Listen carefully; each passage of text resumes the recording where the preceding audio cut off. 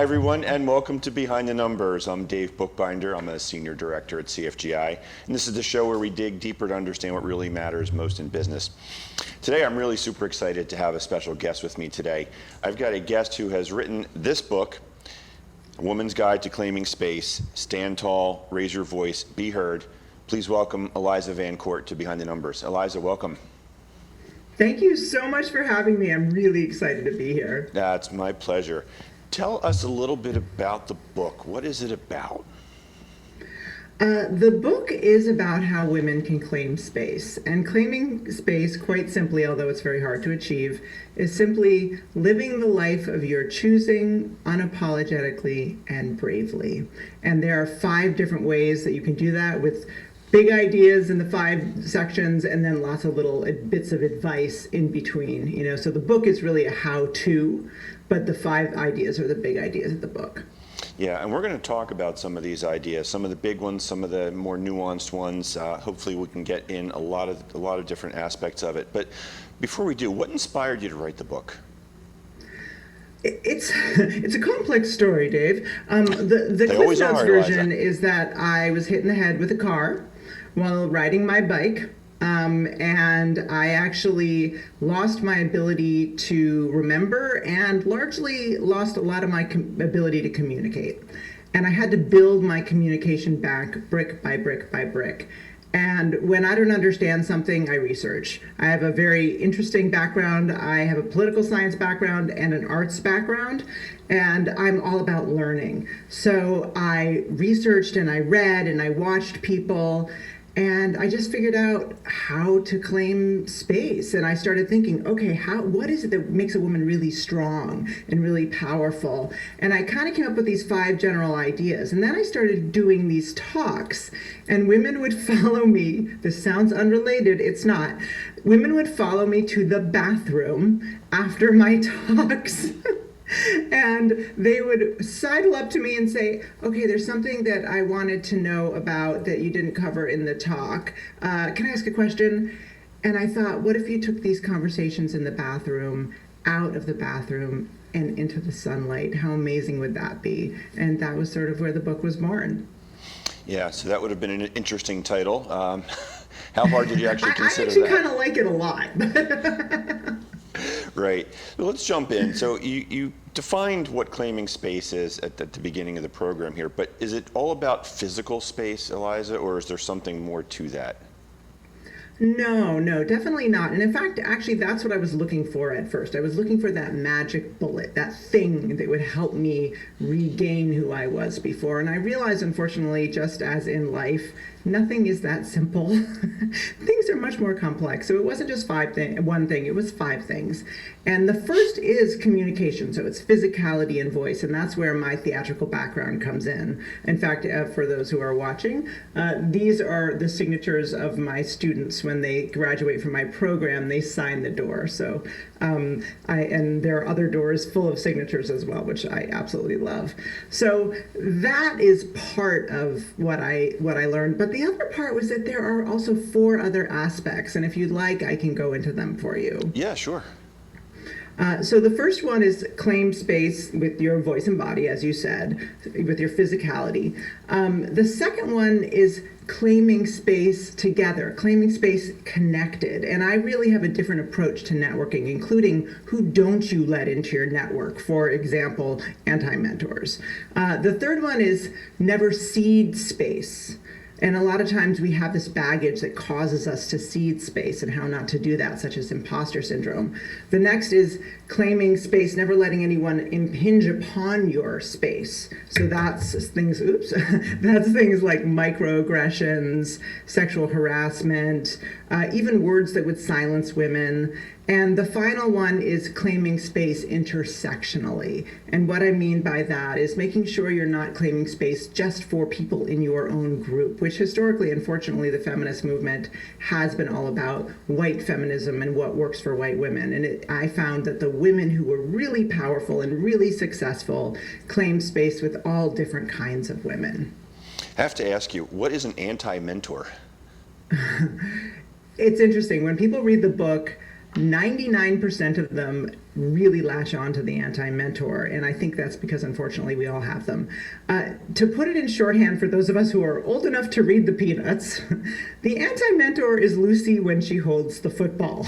And Charlie Brown's booking toward that football, going, this time Lucy's going to be nice to me, I know it. And Lucy's like, I totally am. And then she pulls the football and he's on his back. So the anti-mentor is that person in your life who by all rights should be really supportive, whether they're your long-term boss or your uncle or your parent or your coach. And they are the very people who cut you down. And the reason they are able to do this is because they do something called intermittent reinforcement, which is, they make you feel good, they make you feel good, they make you feel good, but then they don't make you feel good for a very long time. And then you keep waiting for that little moment where they will make you feel good again, and you kind of live for that instead of going to your cheerleaders, who are the people who really see you because they see you as your best self. Yeah. So Eliza, before we jump into some of the details of the book, I just want to ask you a question on behalf of the guys who are watching and listening, because the book is called A Woman's Guide. Please tell them why they should continue to watch and listen. I think I know the answer, but I want you to let them know that there's something in this for them too. Well, I've been asked this question a lot, and I guess the first thing I would say, and most importantly, is if I knew there was a book about what dudes talked about in the bathroom or the locker room, I would buy that book. I would buy that book because I would want to know. And because there are things about your experience I can't understand. And that makes my life a little more mysterious. And I don't like mysteries. I like to know what's going on. So that's the first thing. And, if you care about women and helping us all rise, because I do believe when we rise together, we rise so much higher. If you have a sister or a mother or a daughter, or you are the leader of women, hopefully you have some women on your team, you want to understand what our experience is, because when you understand something, you can better attack any issues that might arise. So true, so true. Let's start to dive into this a little bit deeper then. So I went through the book and I jotted down some notes on some topics that I thought might be more interesting than not. If I'm off the mark, by all means redirect me. But I wanted to start with. It's all interesting, Dave. What do you mean? I wanted to start with disconnecting from people who would make you small. Talk about that, yes. Please. Well, that does have a lot to do with the anti-mentors, and within the group of anti-mentors, there's another group, which is the inner circle snipers. These are the people who are closest to you, and they are what I call emotional snipers. So those are the people who, I don't know if you've ever been talking to someone and you walk away and you say, why do I feel bad? You can't quite tell. It's sort of like when you're in the middle of this big town and this sniper hits your back and you're like, why am I bleeding? I wasn't looking in that direction. I don't get it. And so these are the people who know you really well. And there's a great saying, which is, of course your parents push your buttons, they installed them, which I love. So it's similar to the ICSs, as I call them, which is, of course, your inner circle snipers push your buttons. They often were with you when you were very small and they installed them. And the more, usually what we do is, instead of saying, no, these aren't going to be a part of my network, I'm going to be really careful with these folks, we literally, and I'm a superhero nerd, you're going to just work with me, but it's like you're in the Justice League and they are at the head of the table and you give them a bullhorn. And why do we give the person a bullhorn who is the most negative in our life? And that is so often the case. Yeah, so true. Eliza, we're coming up on a commercial break here, but before we do, I want to ask you, how can folks who are watching and listening get in contact with you if they want to learn more about you, if they want to learn how to get the book, where can they get that? What's the best way to do that? I always feel like, what is it, those old television commercials that go on forever? I guess they still exist, but many of us just click past them. But what you can do if you want to contact me is go to my website at elizavancourt.com. There is no U in court. Everybody always puts a U in there. No U. And actually, we do have a really amazing community of people who are out there working to claim space, and it's interactive. And I'm so excited about it. So definitely check out the website. And you can also contact me on LinkedIn. I'm still able to keep up with people when they contact me and ask me questions, and it's one of my favorite things, and I never want to lose that. So if you contact me on LinkedIn, you have a question or a comment, or you got the book and you want to share something with me, I will get back to you. It will take me a while, but I will get back to you. So I love that connection. And if you want to buy the book, I recommend local bookstores, as I'm really a fan of smaller businesses.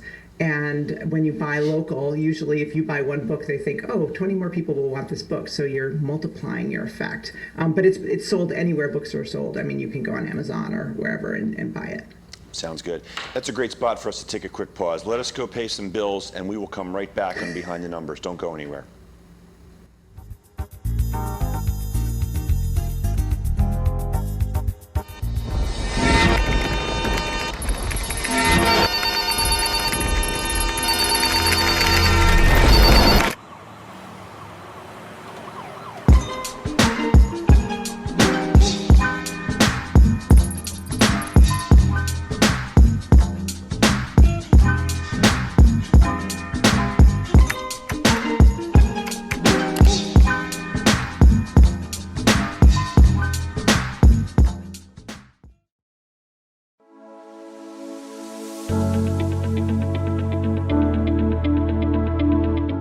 The session that we had with BCAT was really entertaining and enlightening. We were able to put together some very specific steps that we as individuals can take, and it was really fun to all come together and see sort of where we're going as a team and how we can all get there together.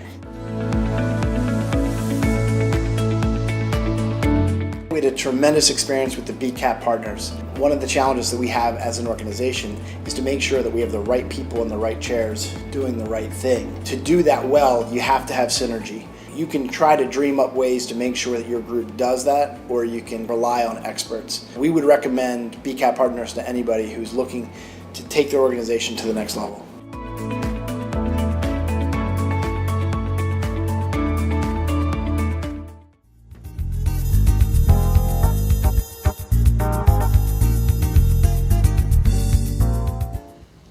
Welcome back to Behind the Numbers. I'm Dave Bookbinder, and today my guest is Eliza Van Cort, who is the author of this book, A Woman's Guide to Claiming Space.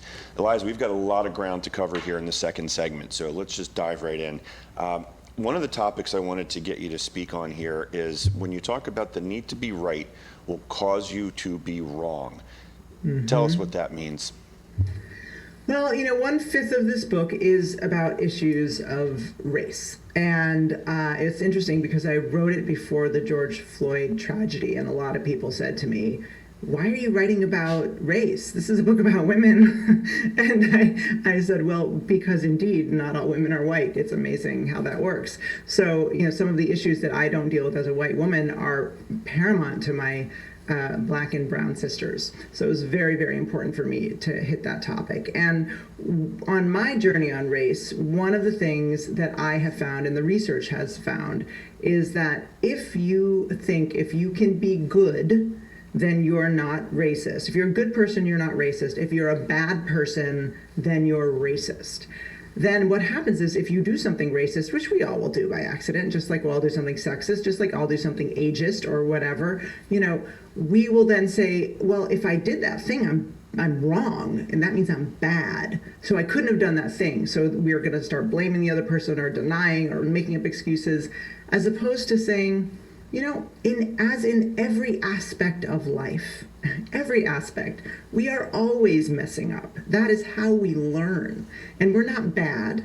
The only reason that we're bad is if we just walk away from the lesson. So instead of thinking I'm good or I'm bad, just I'm a human and I'm going to learn from this experience, and I don't need to get defensive when one of my friends says, that wasn't cool of you. And the example that I will give is years ago, one of my dear friends who's actually an expert on talking to white people about race, and she has a PhD in education and the intersection of education and race, and she's brilliant, Dr. Nia Nunn, was talking to me, and we were hanging out with a bunch of friends talking about race, and I said something really insensitive, and one of our other friends said to me, I gotta stop you because you're being really white right now. That wasn't cool. And I said, wait, what? No, let me explain. No, that's not, you're wrong. No, I would never, that's not what I meant. And she said, now you're being even whiter. Just when I'm telling you about my experience, all I need from you is to just be quiet and listen. You don't need to feel bad. I just want you to hear what I have to say. And I thought, oh, you mean all that defensiveness is about me? It's about making me feel better, as opposed to just being uncomfortable and thinking, okay, so tell me what happened, and I want to learn how to do it differently. Yeah, deep conversation there. And speaking of deep conversation, I'm going to open up a can here that we don't typically talk about on Behind the Numbers, but it's a reality, and we're going to keep this real in the context of what we're talking about here with claiming space. And that's harassment. It happens. We all take harassment training, but it happens. Talk about harassment, Eliza. Well, yeah, I mean, unfortunately, it takes many forms. And what I talk about in my book is that when people go into into a room, and I think everyone does this, it's just that different people have different scales. But women, people of color, we put ourselves on what I call the safety scale. And on one side is complete physical danger, and the other is complete emotional safety. And we don't know we're doing it, but we're doing it. And we put ourselves on that scale, and then we often get reactive. So we go, oh, whoa, this is scary, and we don't really know what to do, and we cannot necessarily respond well. If most people don't spend much of their lives on either extreme, we spend our life navigating the squishy middle and trying to move it this way. Now, of course, people of color do sometimes deal with dire physical danger, and sometimes white people do as well. But it's rare for all of us, thank God, unless you're in a completely different situation that we don't need to go into because it's out of the scope of this situation. But once you put yourself on that scale, what you want to learn how to do as women is say, okay, I'm feeling a little unsafe here because I'm realizing that this dude, let's call him Chad. Well, this dude, Chad, he is always just a little inappropriate with me. And it's real, it's happening, and I prepare for it and see what I can do if I can shut it down. Or I talk to an ally, or I talk to a boss. So much of the time, there are so many little microaggressions that happen to women, particularly women of color, that we actually just push it away and push it away and push it away until it escalates to a point where it's really bad. And so I think that's the first thing, is for women to really start to recognize where we are on the scale and then find the tools and be prepared to deal with it. And then the second thing is making sure that as men, I mean, this is where men can really do the work, is there are things that can make someone uncomfortable that might not seem uncomfortable to you, but that are actually quite uncomfortable to the woman. And that's where the need to be right can cause you to do wrong. Be open when someone says, listen, that wasn't cool, to say, okay, why? Help me explain so I don't do it. Help me understand so I don't do it again. Yeah, and we all need to call that out when we hear it and witness it. Eliza, how can people contact you and connect with you if they want to learn more, maybe invite you to come speak? Yeah, so you can go to elizavancourt.com, and you can also catch me on LinkedIn. That's another great way to reach me. Sounds good. You alluded to the idea of a leadership technique here that I want to dive into, and that's the creating the safe space for all. This isn't just women, this is men, this is everyone. And we have about 5 minutes to go in the program here. What advice can you offer for those in leadership roles on how they can create a safe space for everyone? Right. The most important thing, I think, and there is a section on this in my book, but I want to share the most important thing because I think this is so critical, is there is an expectation in the workplace that we want to be nice and we want to keep it comfortable. But the problem with that is usually niceness and comfort is because we're perpetuating what is, and often what is isn't working. So being okay with discomfort and actually not getting someone in trouble if they say, that wasn't cool, and letting yourself be uncomfortable and not think that's a big violation. Because the people who are comfortable are the people who everything's going well for. The people who are not comfortable are the people who things are not going well for. And if they have to keep everyone comfortable, you're basically saying keep it the same. And so being okay with discomfort, I think, and making space for conversation that might not feel comfortable, but which will cause a great deal of learning, is the first step to creating a safe space for everybody. Yeah. Eliza, in maybe just a minute, I want to try and sneak in one more thing, because I think that finding your compass is important for everybody. Can you do that in 60 seconds? I can. I will just say that I am a mom, and one of the most important things I can say to people, because finding your compass starts with being a parent, so this is the easiest first step, which is don't tell kids to kiss Uncle Bob. And what I mean by that is when you say, go kiss Uncle Bob, and the kid says, no, no, no, no, no, say, okay.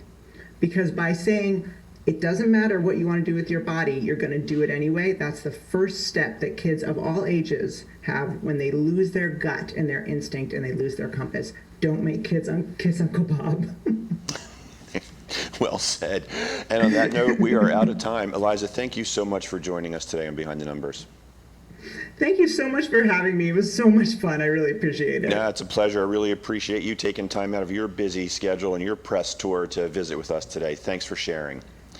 So for everyone watching and listening, thank you for joining us on Behind the Numbers. I'm Dave Bookbinder. If you'd like to connect with me, you can find me on LinkedIn, Facebook, and Twitter. And please do hit the subscribe button so that you can stay in contact with us and know what we're up to. Take care, everyone. We'll see you next time on Behind the Numbers.